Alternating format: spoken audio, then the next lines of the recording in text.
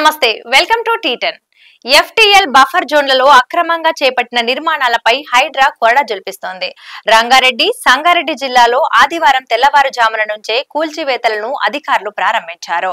రంగారెడ్డి జిల్లా షేర్లింగంపల్లి మండలం కానామెట్ గ్రామ పరిధిలోని సున్నం చెరువులో అక్రమ నిర్మాణాలను హైడ్రా అధికారులు కూల్చివేశారు.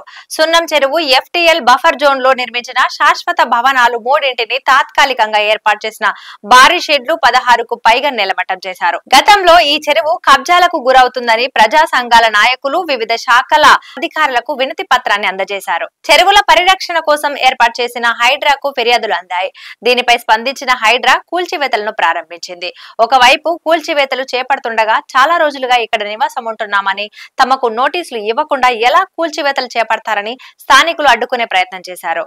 అయితే భారీ పోలీసు బందోబస్తు మధ్య అధికారులు కూల్చివేతలను పూర్తి చేశారు. షేర్లింగపల్లి మండల పరిధిలో 26 ఎకరాల్లో విస్తరించి ఉన్న సున్నపు చెరువు దాదాపు మాయమైపోయిందనే చెప్పాలి.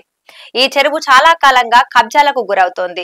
2013లో సర్వే నిర్వహించిన ఇరిగేషన్ అధికారులు ఈ చెరువులో 15 ఎకరాల 23 గుంటల్లో నీళ్లు ఉన్నాయని నిర్ధారించారు.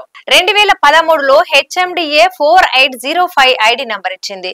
చెరువు NTL పరిధిలోనే survey number 13, survey number 14, survey number 16 ఉన్నట్టుగా నిర్ధారించింది. ఆ సర్వే నెంబర్లలోనే బఫర్ జోన్లు ఉన్నాయి. సున్నం చెరువు NTL బఫర్ జోన్లను నిర్ధారిస్తూ 2014 మే 14న నోటిఫికేషన్ జారీ చేశారు.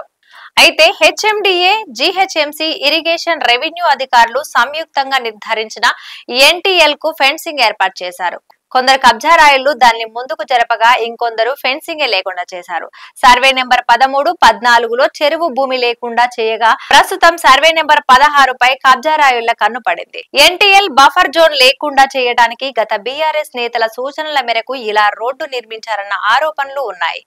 మేడ్చల్, మల్కాజిగిరి జిల్లా బాలనగర్ మండలం అల్లాపూర్ రెవెన్యూ పరిధిలోకి వచ్చే ఈ చెరువు రంగారెడ్డి జిల్లా షేర్లింగంపల్లి మండలంలోని గుంట్ల బేగంపేట రెవెన్యూ పరిధిలోనూ కొంత ఉంటుంది. 2 జిల్లాల యంత్రాంగం పట్టించుకోకపోవడంతో కబ్జాకు గురైంది. అంతేకాదు ఒకవైపు అక్రమ నిర్మాణాలు, మరోవైపు చెరువు పరిసర ప్రాంతాలను మట్టితో కప్పి బోర్లు వేసి నీటి వ్యాపారం చేస్తున్నారు.